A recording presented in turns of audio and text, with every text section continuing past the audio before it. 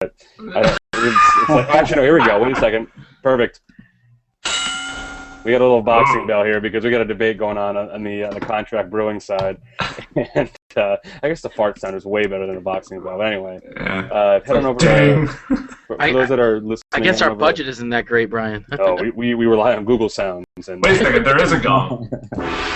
Oh, fight. So head on over to sblpodcast.com/30 for the show notes for this particular episode. The main topics of this was obviously was talking to Todd and Banner, but we do have a pretty big thing. You know, every once in a while it seems that a debate goes on in the beer world, and I guess the last time we talked about it was, man, what was it? Oh, craft versus crafty was when we talked about the last big debate. This one is now a contract brewing debate, and Will Myers posted. Will Myers of Cambridge Brewing Company out of Boston, or out of Cambridge, what have you, posted something, a blog post with basically his opinions on a contract brewer, and so it's kind of a lengthy post, but long story short, he's kind of going into saying that he's very concerned by the lack of education and experience among many of these brewers that he doesn't consider actual brewers. You can make your own opinions by reading the article, but I was wondering if anyone here on the show had a chance to. It's maybe about a week and a half old. Have you guys had a chance to scroll through it? Carla, anyone? I have. It's hard because I think, as we were talking about a minute ago, there's a scale of what we're talking about here, right? So in both sides, there might be a grain of truth. You know, there are some, brewers that start out with the intention of doing this in the most profitable way possible, may not have the passion for the beer, but know that it's, a business model that they can make a lot of money out of. But what I don't like is lumping everyone under that category. That contract. Oh, what do we got, Todd? Hit it. Go hit it. I mean, just the thing is, what drives me nuts is that's probably this much of anybody out there, and to kind of lump anyone who uses a contract model under that category bothers me. Yeah. Well, my 2 cents on that is that it really anyone who is in brewing to make a quick buck is going to quickly be weeded out. So that's that's the hope. And that's what Brian's been saying. Brian's been saying for some of these podcasts, eventually there's going to be some kind of a shakeout, some type of a, this is not going to pan out for those that don't have, the passion to push through this kind of stuff. Right. I mean, I sorry to interrupt, but I made some comments on this because I knew I was going to be talking about it, and obviously I forget things extremely quickly, not because I drink beer, but because this is a long article. But he made a good point. He did make a good point because you do see this, and you see everything in the Twitter and Facebook world. But one of his quotes was, "It's more than just cutting open some bags of grain or making a ceremonious addition of hops or cacao nibs or some other exotic ingredient and tweeting about it." I mean, I thought he hit the nail on the head with that, because you do see a lot of social media, like not doppelgangers, I'm looking for a bigger word, but social media hounds that are a lot of social but not a lot of brew. I just thought that was a kind of a good point. I don't know, but I do like I say every week on this damn thing is if you're in this to make money, this goes beyond breweries. If you open a bar to make money, you're doing it for the wrong reasons, and it will soon show. So I don't know. Mike, what do you think about this? You get a chance to scroll? Yeah, and Brian, I've always subscribed to the same mentality you have, where if you're going into this for a get-rich scheme, you're gonna quickly find the floor faster than you find heaven. Yeah. But it's tough for me to weigh in on it, to be honest. Just because I support all facets of brewing, but I also support all facets of good brewing. I mean, I don't support crappy things in my day-to-day, outside of brewing, so why would I do it in the brewing world? But I give every brewery a fair chance, to be honest, just to give you a little bit, I mean, they don't fall under the umbrella as a contract brew, but when we first pulled onto Treehouse Brewing's facility on Saturday, I was like, where the hell are we? Right. I was like, we're in the middle of nowhere right now. What is this? And then and then sure as hell, we walked through the door and my eyes were changed. I mean, yeah, we all judge books by a cover. like that at first, like that, and it's just a matter of opening it up and reading it, and actually knowing what's going on. But I don't know. I just, I support everybody's chance, to make it. Just do it well. Don't right. No. So be a dick. yeah. I mean, and I will toss out there again, not naming names, but there are bigger facilities that do a lot of the recipes for these well-known breweries that are not contract brewers, putting it into cans, making bottles for them. So there's a lot of stuff that goes on that are kind of outside this article, and I obviously won't go into naming brewers, but it's kind of, like Mike kind of said, you got, if you brew good beer, that's good too. Subscribe to that theory, but also be aware that there are facilities making beer for a lot of, even local to me and local to Sean and Carla and Mike, that are brewing beer in different places just to get the distribution out. So it's happening, but I mean, even on a bigger scale. Sounds very scary saying it like that. But to take the devil's advocate on that, if I have a glass of something in front of me and it tastes good, does it really matter whether the brewer was present when it was made? Does it really make a difference? If I have a glass in front of me, it's good quality beer, I enjoy that beer, and I really enjoy that I can get it where I can get it, probably because, it's been brewed, somewhere else, satellite, whatever. But it'd be the same thing as then you learned it was shock top wheat. No. No, it's exactly the legit, No, but it's Carla, there's the debate there, because that's what it comes down to. Right, that's what I'm it's asking. either the liquid if you're in a or bar, the passion that goes around to make it, and doing that and to be able to sustain that. But I'm saying that if... But what you were just saying, you could substitute in a beer made by anybody and not know, and that's part of the debate. It's adding factors to a different debate. Like you were that kid in class, right? That was like, actually. That's why I'm asking the question. Listen to the show for the first time. Tomorrow. If everybody's argument is just, well, if it's good quality, that I don't care, then is that really what you guys feel? If you really have a glass in front of you that you really like, do you care how much care the brewer put into it if it ends up being a good product anyway? It's a good devil's advocate. Okay. Yeah. Todd, thoughts? I think so. I think that ultimately people, they drink what they like, and if they have a notion in their head, some romantic notion about a brewer, slaving and toiling away and making that hop addition and whatever, so be it. It tastes good to them. Part of that drinking experience is that they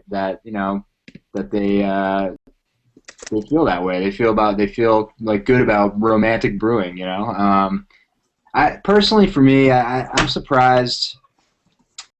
I just wonder how much we'd be talking about this at all if Will hadn't written that. I mean, that's true. In my experience in the industry, it's definitely gone from a time when I think it was looked down upon much more to now. Fast forward to now, where, in my opinion, people aren't even thinking about it, because the quality of contract beers that have floated to the top. There he is. Floated right to the top. The quality of the beers that are contract brewed that have sort of floated to the top of the heap is great. And some of the most, I don't have to tell you guys, some of the most popular brands in Boston right now are contract brewed. And nobody seems to give a damn. I don't think. In my opinion, no one cares. I think you're making a good point, and it does now. I guess it's not really devil's advocate, but I'll say that I wonder what brought these thoughts to come out on this post to begin with, right? Mm-hmm. So obviously with Chris Loring's post on seasonals, there was a rise in the pumpkin heads and the Sam Summers and all that. So that it was justified that he could write a post about that. So I can't be a fly on the wall in CBC all the time, but I wonder what kind of who or what tipped him off. Right. I don't know. Well, it's coming right after the conference, but it's something that a lot of us have even talked amongst ourselves or even thought about the debate. So it was just that when it's coming. I mean, it was just bound to happen. I think it's something that comes to the surface every once in a while. Like it just seems to be a topic that comes up and kind of goes away again. I don't know. Didn't Hugh Sisson from Heavy Seas last year do something about? He did. Yep.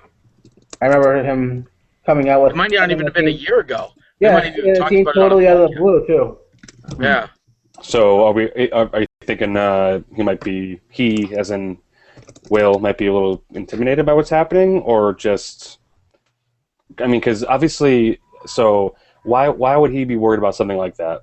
Is it maybe he could be a preacher for the good, but should people he may be asking him about his brand? Oh, so maybe they could be questioning him as to how he brews it. Well, because some of their stuff's made at Ipswich. All his bottle stuff's made at the same place. So I don't know what this. Obviously, I missed part of this conversation, but that's okay, Norm. We'll continue on without you. Yeah, we solved the problem. Oh, okay. No, but how I look at it, I never really cared about contract brewing. It's all as long as the beer is good, and I think that's the main point. Yeah. But, I mean, there was a question for the chat room, and I think you saw it, Brian. Yeah. What's up? I think it's probably appropriate. Yeah. There's a question about what about brewers who started the brewery originally. Now they have head brewers and they don't make the beer themselves, but they're out there selling the beer. So I think it did go on to say, we don't see. I mean, Greg Cook stirring the mash tun or anybody like that, but that's what I'm saying. What was that? Oh, That's a sound That's a effect. laugh track. We're turning into a horrible radio show. Yeah. By the way, guys, this is filmed in front of a live studio audience. Of one. Just one of one. No, it is true. I mean, there's so many hands nowadays, but I mean, yeah, I don't know. It's kind of. I don't like that. I don't like people like that are like, well, he doesn't do it anymore. It's like, yeah, he runs a company, and he's trying to bring his brand to everybody that he wants.